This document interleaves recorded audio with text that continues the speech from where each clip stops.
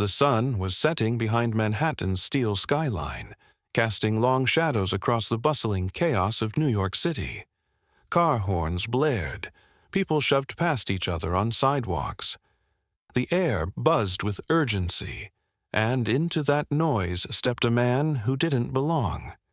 Dear listeners, before we move forward, please subscribe to my channel to hit 1,000 figure. Deputy Sheriff Walt Coogan, straight out of Arizona, stood at the corner of Lexington Avenue like a misplaced ghost of the Wild West. Tight jeans, cowboy boots, tan suede jacket. He looked as out of place as a horse in the subway, but there was no hesitation in his eyes. He wasn't here for sightseeing. He was hunting. His target, James Ringerman, escaped prisoner, drug addict, and dangerously unstable. Coogan had already tangled with him once, and Ringerman had slipped through his fingers. Now, tipped off by an informant, Coogan knew Ringerman was nearby. Real nearby.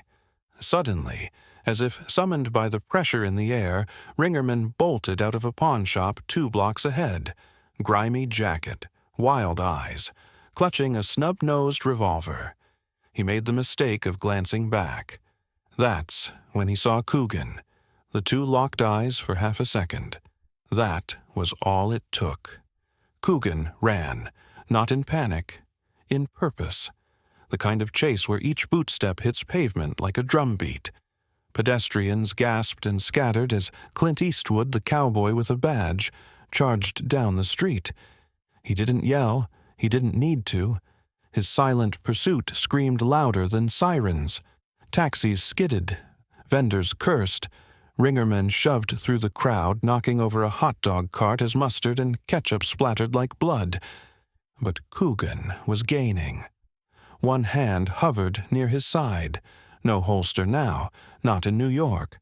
But the instinct was there.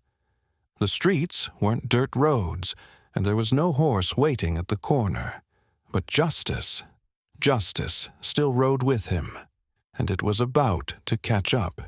Ringerman crashed down the steps into the 42nd Street subway station, vaulting over the turnstile as startled commuters yelped and scattered.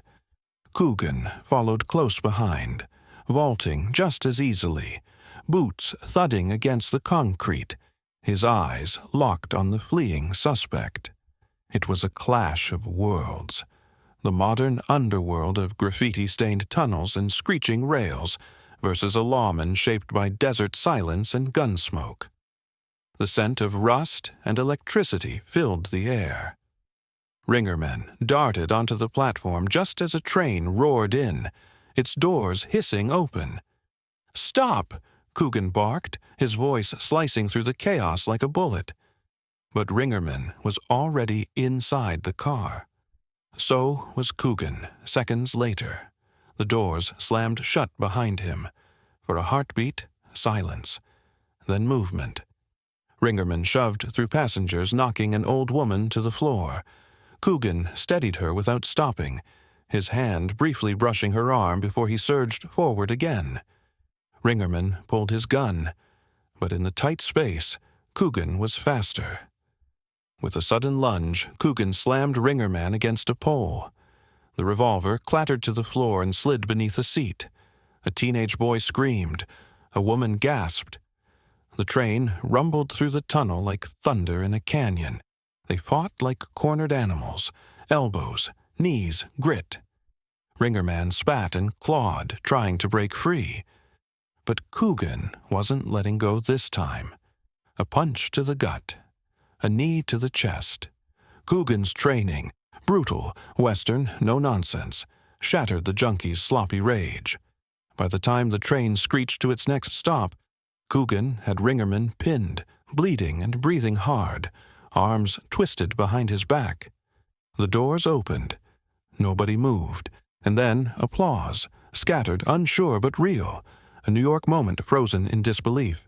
Coogan stood tall, breathing hard, sweat on his brow, his suede jacket torn, his knuckles bruised, but his grip iron tight. The cowboy had caught his outlaw, and New York had just witnessed a different kind of lawman. As Coogan dragged Ringerman off the subway and up to the street level, the criminal's resistance faded into groans and curses. The New York evening had thickened into cold, steel-gray dusk, and the city's chaos didn't care that a manhunt had just ended underground. But Coogan cared. At street level, flashing red and blue lights finally caught up. 2 NYPD patrol cars screeched to a halt. Officers jumped out, weapons drawn, too late. "Drop the suspect, cowboy," barked one of them, young and cocky with a thick Bronx accent. Coogan didn't flinch. He looked the officer dead in the eye and said calmly, "He's all yours." Took a little ride through the underground, but I didn't let him off at the wrong stop. He released Ringerman to the NYPD's custody, but not before giving the suspect a final, bone-rattling shove into the back seat. Ringerman didn't resist. Not anymore. The local cops weren't impressed. One of them, Detective McElroy, stepped up with a look of open disdain. "We don't do things your way here, Coogan. This ain't Tombstone." Coogan lit a cigarette, his hand steady despite the bruises.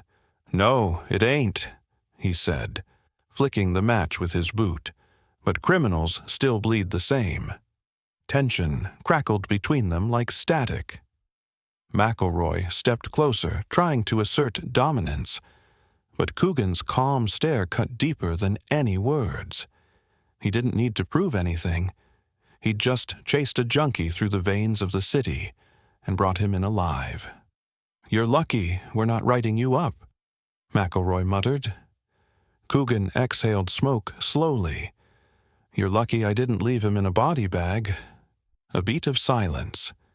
Then McElroy backed off. The other officers exchanged glances, some with respect, some with uncertainty. Coogan may not have fit their rules, but his results were undeniable. He turned and walked away, disappearing into the crowd like a shadow retreating into the desert. No badge flash, no backpats, just a job done. The cowboy way. By the next morning, Coogan's street-side showdown had become tabloid gold. Cowboy. Cop tackles junkie in subway drama. Outlaw justice rides the rails. New York's media devoured it. Reporters flooded the precinct begging for a quote from the Arizona marshal who brought the Wild West to Manhattan. But Coogan had no interest in headlines.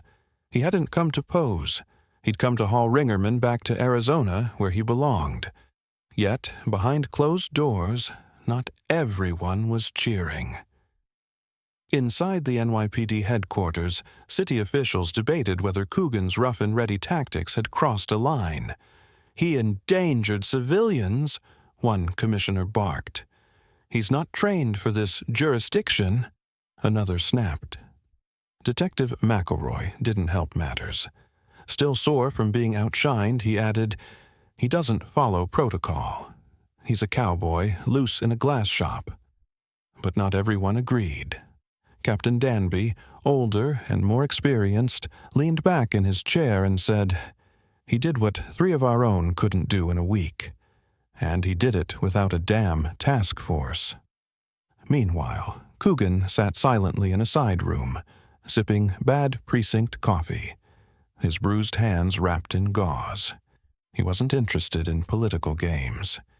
He just wanted a signature on the extradition papers so he could take Ringerman back west. Finally, an officer entered. "They're letting you take him, with escort." Coogan stood nodding once. "Then I'm done here." He didn't wait for a thank you, or an apology, or an interview. He just gathered his things, tipped his hat to the room, and walked out. The press tried to follow. Cameras clicked. Microphones shoved forward. "Deputy Coogan, did you feel endangered? Would you do it again? Are you bringing the Wild West back?" Coogan paused only once, looking right into the lens of a flashing camera. "I bring the law," he said, "where it's needed." Then he was gone. The morning sun peeked weakly over the skyline as Coogan guided Ringerman, now handcuffed, silent, and worn, toward the steps of the Manhattan courthouse where a police escort waited. Coogan's boots clicked steadily against the pavement. No grand exit, no parade, just another job wrapped up the old-fashioned way. But New York had changed him. Not softened him, but sharpened him. It was a different kind of wilderness.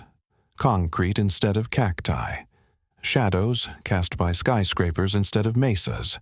Yet, justice still had to be served. And sometimes the only way to do it was by getting your hands dirty. He loaded Ringerman into the transport car. The suspect, once smug and slippery, now looked like a man who'd seen the eye of a storm and barely crawled out. "You ever been to Arizona, punk?" Coogan asked, lighting another cigarette. Ringerman didn't respond. "Sun's hot enough to burn your sins off." The door slammed shut. As the convoy pulled out of the city, Coogan gazed in the rearview mirror, not to look back, but to make sure the chaos stayed behind. In the distance, New York's skyline stood tall and indifferent. Somewhere in a glass office, bureaucrats were still arguing about his methods. Somewhere in a newsroom, a headline writer was crafting a new title: Lawless Hero or Unchecked Vigilante. But Coogan didn't care. He wasn't there for praise. He was there for justice. And justice in his world wasn't pretty. It was personal. As the car crossed the bridge, the city faded behind them. The cowboy deputy leaned back, hat low, and let the morning light wash over him. The urban jungle had tried to chew him up. But Coogan rode out, just like always, dusty, bruised, but unbroken,